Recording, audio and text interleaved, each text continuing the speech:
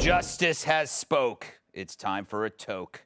Supreme Court Justice Clarence Thomas says it's time to end federal marijuana prohibition because the current laws on the books no longer make sense. And I agree, especially after that brownie I had in the green room. Thanks, Harris. You got a great connection. What? Oh, yeah. At issue, it's too late. Not. At issue is the mixed messaging and legality between the state and federal level. Medical marijuana is available in 36 states and full recreational use in 18. And like my massive fan base, those numbers only continue to grow. Stop it! Meanwhile, federal tax laws prevent weed businesses from deducting business expenses like advertising or hydroponic lights and nachos. So while weed growers want high customers, the government wants high taxes. Yet the feds have been told by the Department of Justice not to go after weed businesses that follow state law. Figure that out.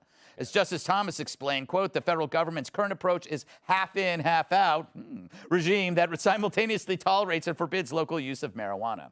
Then he started giggling and stared at his hand for 15 minutes. But it's like my dad used to say, you know, maybe it's time to read the writing on the wall, which at our place was always, please call the police, I'm being held against my will. Stupid grifters. Anyway, where am I going with this? Harris, I don't know where you stand on this. I believe that this is inevitable, and I think it's a good thing because then you're able to create quantifiable, manageable products. All right, so I am not the authority that you may think I am on the weed. Not, even though I'm dressed all like... authorities call it the weed. Yeah, right? Exactly. And I'm dressed like a plant. But I'm curious about this. Why does it get the same legal designation as like LSD? Yeah, it's ridiculous. Good point. And heroin. Ridiculous. I mean, I'm not, although my dress is the exact same color as the word marijuana up there. Yes. I'm not really familiar with the inner workings of the weed, but I think it's not like LSD or heroin. So I kind of get where the justice is going with this. All of them, though, if you mentioned cat, if you mention heroin or acid, all of these things, the solution is always the quantifiable measurement and purity of a drug always makes it safer. Yep, harm reduction. Yes. Absolutely. And it's also, a personal choice. And a lot of the problems with, people talk about the opiate crisis without even mentioning that it's fentanyl that's in street drugs because people, like you said, they don't know what they're taking. I think that it's marijuana is certainly not the same as heroin or LSD, but I also think that they should all be, completely legalized. And, for the marijuana thing, most people, 60% in a poll from just a couple months ago, they think it should be completely legalized. I think we should just go ahead and do it. And the great news for the people who disagree is it will still be legal for them to not use it. Right.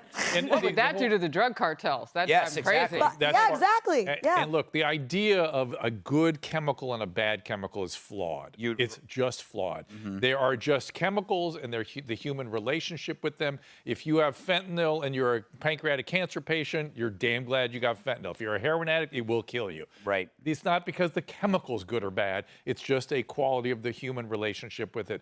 And cannabis is no different. And you're exactly correct. It's inevitable. It's inevitable. And are states like California, where I hearken from, spiraling out of control because we have recreational cannabis? No.